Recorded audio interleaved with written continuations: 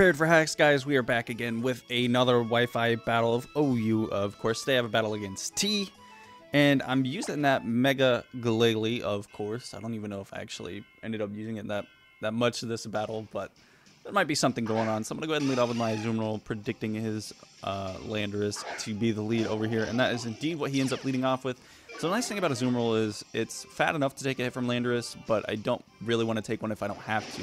But he's actually going to end up U-turning out here, which is fine with me, because obviously I'm a fairy type and I do resist that, and it gives me a chance to hit something, and he actually ends up going out into the Jolteon, which is also fine with me. I am assault vested, so if I absolutely have to, I can take a hit from that thing. And I actually ended up knocking off the choice specs, which guarantees me a greater chance of living, but I'm not even going to take that chance. I am going to end up switching on out into my Heatran, because Heatran is all mighty and powerful and can actually take quite a few hits from this Jolteon. So it's only going to be doing about 30%, maybe even a little bit less than that to my Heatran. After his choice specs are gone, he's just going to go for Volt Switch. He knows there isn't really anything that he can do against me. And that is going to do another, it's doing more like 25%, I suppose, after the leftovers. And it's going to be doing even less after the leftovers this turn. And he ends up going out into the Landorus, which is fine with me. I just wanted to get my Stealth Rocks up and get the hell out of there. So getting Stealth Rocks up was priority number one. But I knew that he would lead off with Heatran, so that is why I led off with my Zoom roll. And made him switch out into Jolteon, switched out into my Heatran, got my rocks up, and now he's just going to go for knockoff, go ahead and get rid of my leftovers, which is really unfortunate because I didn't really want to lose my leftovers on my Heatran, but we did a quite good thing and poisoned that Landorus, so now that Landorus is going to be dying slowly but surely, and we can actually get a look to see if whether he's going to be Choice Scarfed or leftovers here.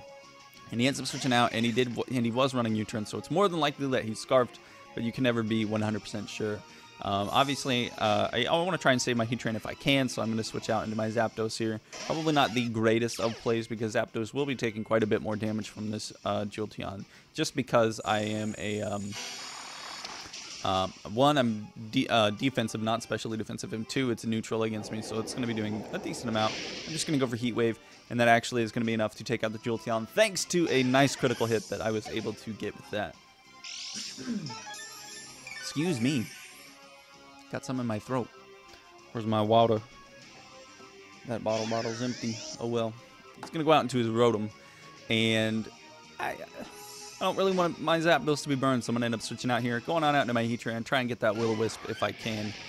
And I don't even remember. He actually went for Hydro Pump, so I am going to lose my Heatran here no matter what. There's no way, even if I'm like, even though I am max HP, max special defense, there's no way I'm living that. I don't even think I could live that if I was Assault Vested on top of all that right there. But it gives me a chance to go out into my Latios, hit you with that Draco Meteor, and if you guys know anything about Latios, this thing is strong, and this Rotom is way gone. There's no way that Rotom is living, except that it totally just lived a Draco Meteor. So it is going to be able to Volt Switch out on me, which is really unfortunate, because not only did I not kill the Rotom with the Draco Meteor, he also gets switch priority while I'm at -2, so that forces me to switch, because there's no way that I'm going to stay in, especially on a Pokemon that's Scarfed right here. This Landorus is Scarfed. There's no way I'm going to be staying in against this thing. I do not want to take a U-turn, and I do not want to die. So it is going to force a switch, and he can capitalize on that and actually end up going for Earthquake or Stone Edge or whatever here. I'm just going to go out into my Zapdos. Safest play. I still avoid the Earthquake. He goes for Knockoff, which is... quite decent on his part. I don't know what the meta is like currently. I haven't really played in a while. You guys know that. So I don't know if knockoff Landorus is actually becoming more of a thing now or not. But it worked out well for him in this situation, excuse me. And he ends up going out into the Donphan. I am actually going to take this opportunity to go for Roost. If he wants to go for Rapid Spin or Stealth Rocks of his own, I can go ahead and get Roost up. Actually, I roosted on the turn that he switched, so my bad, my B. But now I'm going to switch out. I don't really want this Donphan to be doing anything. Going to go ahead and go on out into my Zoom roll. That way, if he goes for Rapid Spin, I can Waterfall next turn, I can Aqua Jet next turn, I can Knock Off next turn, I can do whatever I want next turn. And he ends up going for Stealth Rocks, so he obviously doesn't care too much about his Donphan. The Stealth Rocks are a bit of a problem, especially to my Zapdos, because my Zapdos, I need it to be alive to take hits, and Stealth Rocks will definitely be killing it quite slowly. And Waterfall is doing a little over 50%, So that is definitely a nice thing, but I am going to be taking Earthquake damage this turn because I do not outspeed this Donphan. So it's going to leave my Azumarill with about 30% HP, a little less than that. Going to go for another Waterfall, and that is going to be enough to take out the Donphan. So things are looking okay for me in this spot right now. Obviously not the greatest with the Stealth Rocks up on my side of the field. He's going to go out into his Scizor here. Obviously, he's going to be Mega Evolving. And this presents a bit of a problem for my Azumarill. I don't outspeed, so even if I click Aqua Jet, he's going to outspeed me with a Bullet Punch. But he actually ended up going for Swords Dance. This guy is getting way too greedy up in here. I do have a Zapdos chilling on the back. Zapdos resists everything that Scizor has except Knockoff, but my item's already been knocked off, I think. He's going to go for Bullet Punch here. That will definitely take me out. Technician, +2 attack. Scizor, it's not happening. Scizor is way too strong. But I've got a Zapdos at almost full HP who resists everything the Scizor has. And I have Heat Wave, and that is an Oko on Scizor, so he is going to be forced to switch out here. There's no way that he's going to be staying in against me. He's going to end up going on out into the Landorus. Obviously, the Intimidate not going to be doing anything to me because I'm a special attacker and not a physical attacker.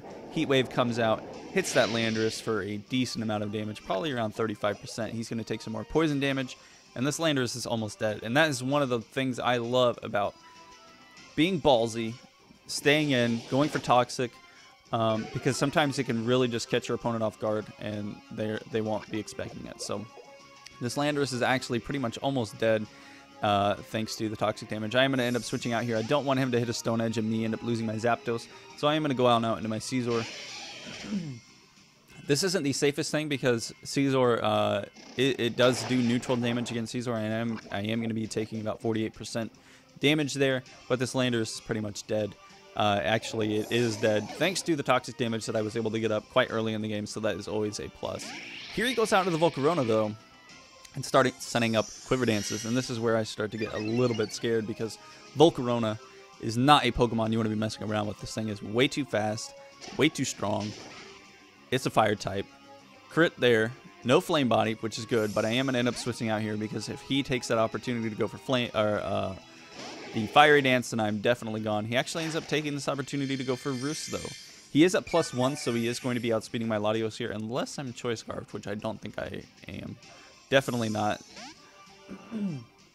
Gonna end up switching on back out into my Scizor here to absorb the Bug Buzz. And things are not looking pretty for me at this moment in time. Not looking too pretty for me at all. Bug Buzz is just about able to kill me. This Volcarona is Life Orb, however, so there is a chance that I can slowly kill this thing. Gonna go for a Bullet Punch here just to get some damage off. I get a decent amount of damage off, get another crit, which is great. And he actually ends up going for another Quiver Dance. So this could end up being really, really bad for him. He's going to go for another Roost next turn, I assume. Going to go for another Bullet Punch here just to get damage off. That's all I'm trying to do here is get damage off.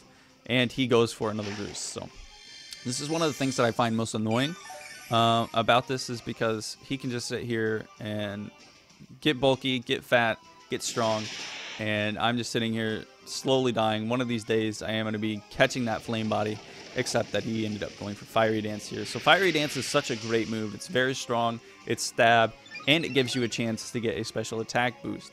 So it's very similar to Meteor Mash, except Fiery Dance doesn't miss. At least if it does, it never has for me.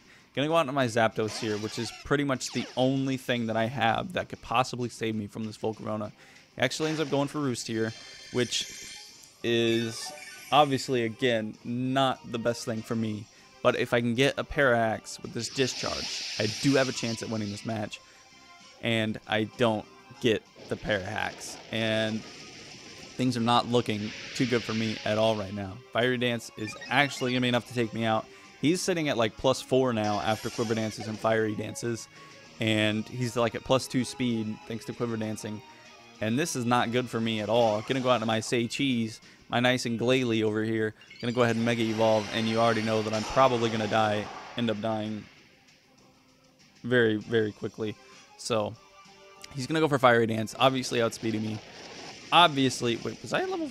Okay, I saw 155 HP, and I thought I was at level 55, so I was very confused for a moment. Obviously gonna be losing my Glalie here. He is kind of just slowly dying, which is good for me. I'm going to end up going out into my Latios here. and I ended up forfeiting there because he did have me beat with that Volcarona. So unfortunately, I did end up losing this match. It was going fairly well for me at the beginning.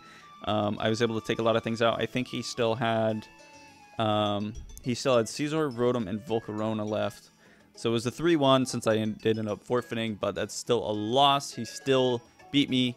T, like I said, T's not a bad battler. He's a pretty good guy. He's a nice guy. A little strange sometimes, most of the time, almost all the time. But T's a nice guy. So I appreciate you guys for watching this Wi-Fi battle. Make sure you hit that like button. Let me know what you guys thought of this comment. And let me know if I can speak. Let me know what you thought of this battle in the comments below. And don't forget to hit that subscribe button. It really does help me out, guys. This is a Wi-Fi battle, so I am obliged to say this time. But may the hacks be with you guys. Peace out.